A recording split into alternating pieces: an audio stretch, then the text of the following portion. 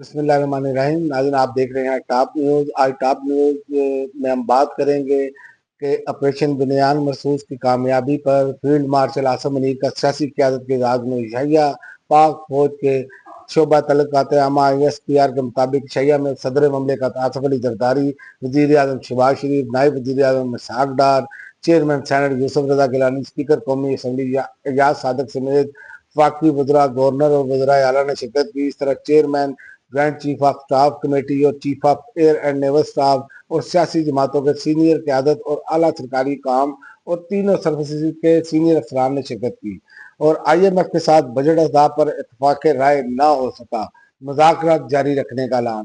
IMF کے اعلامیے میں کہا گیا ہے کہ پاکستان حکام کے ساتھ ٹیکس نیٹ بڑھانے، محصولات میں اضافے پر بات چیت ہوئی ہے. اخراجات کو ترجیحی بنیادوں پر منظم کرنے اور توانائی کے شعبے میں اصلاحات پر مذاکرات کیے گئے، جبکہ بجلی کی پیداواری لاگت کو کم کرنے پر زور دیا گیا. اور اسلام آباد میں لوگ سراپا احتجاج.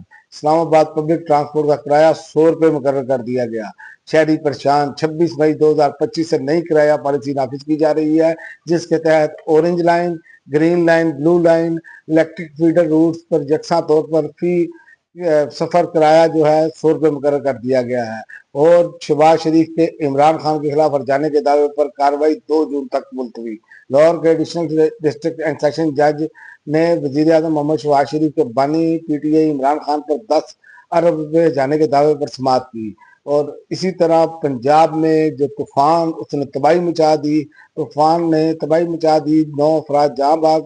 لاہور میں اورنج ٹرین بند اور ڈیپورٹ ہونے والے افراد جو ہیں وہ اب ہو جائیں تیار. ڈیپورٹ ہونے والے افراد پر مقدمہ اور پاسپورٹ منسوخ کرنے کا فیصلہ. وزیر داخلہ محسن نقوی کی زیر صدارت اجلاس میں یہ فیصلہ کیا گیا کہ ڈیپورٹ ہونے والے افراد کے خلاف FIR کے اندراج اور پاسپورٹ منسوخی کا فیصلہ کیا گیا ہے. ڈیپورٹ ہونے والے افراد کو 5 سال کے لیے پاسپورٹ کنٹرول لسٹ میں بھی ڈالا جائے گا. اور امریکہ نے شام پر عائد پابندیاں باضابطہ طور پر اٹھا لی. امریکی وزیر خارجہ مارکو روبیو نے کہا کہ شام پر عائد پابندیاں 180 دن کی چھوٹ دے دی گئی ہے. پابندیاں اٹھانا امریکہ اور شام کے تعلقات کی بحالی کی جانب پہلا قدم ہے. انہوں نے کہا شام کے مستحکم ملک بننے کے لیے کام جاری رکھنا اور امریکی اقدامات شام کو استحکام اور خوشحالی کی راہ پر گامزن کریں گے. غزہ میں اسرائیلی فورسز کی جارحیت تھم نہ سکی. وحشیانہ بمباری، 60 فلسطینی شہید.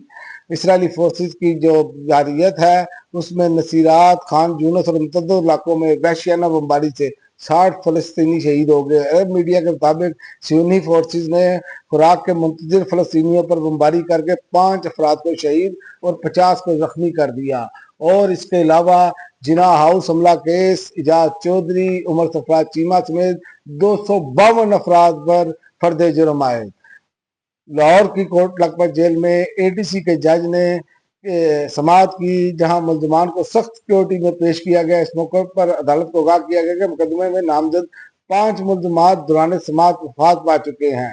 اور سلمان اکرم راجہ جو ہے وہ گرجے برسے. انہوں نے کہا 26ویں ترمیم نہ صرف عدلیہ پر حملہ ہے، یہ جمہوریت پر حملہ ہے، ہمارے انسانی حقوق پر حملہ ہے. ہم سب اس کا ہدف ہے. ہم کسی کو بھی کسی کرنل صاحب کے سامنے پیش نہیں ہونے دیں گے. اور یہ 26ویں یعنی ترمیم عمران خان کا معاملہ نہیں، یہ پوری قوم کا معاملہ ہے. یہ پوری قوم کی جنگ ہے.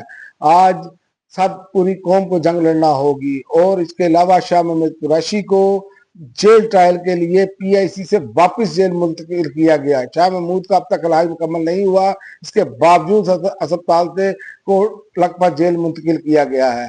اور اس کے علاوہ جو ربیہ باجوہ ہیں وہ برسی ہیں. انہوں نے کہا ہے کہ پاکستان کی فوج کو اور سپہ سالار کو کہنا چاہوں گی کہ اب وہ وقت آ گیا ہے کہ 70 سال کی سیاہ تاریخ کے بعد اب آپ پاکستان کے قوم کے ساتھ کھڑے ہو جائیں اور ملک کی بہتری کے لیے واپس اپنی بیرکوں میں چلے جائیں. اب تک کے لیے ناظرین اتنا ہی. اگلے بلیٹن تک اجازت دیں. اللہ حافظ.